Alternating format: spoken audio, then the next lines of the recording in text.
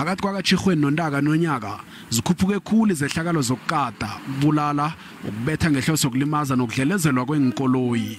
Kanti abathinteka kumbi khulu bomma nabentwana bangaphezulu kwe-898 abomma babuleweko, abentwana bona bangaphezulu kwe-306.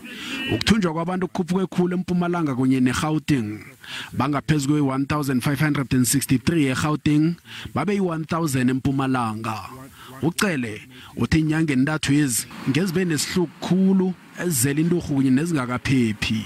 The first 3 months of 2022 have unfortunately been marred by more murders, more sexual violence, and more assaults compared to the same time period in the previous year. Starting with the rapes, we had recorded an increase of 1,300 counts more in terms of rape. That is a 13.7% increase. Sexual assault increased by 255. Attempted sexual offenses increased by 114. Contact sexual offenses decreased by 3.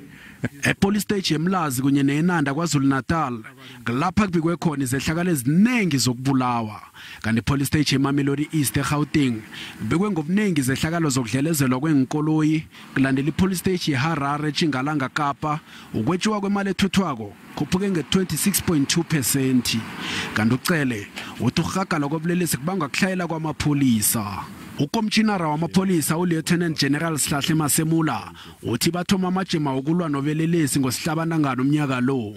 Uthi ngamahlelo la baqala ukuthi abe nomthelelo omuhle nemiphumela emihle.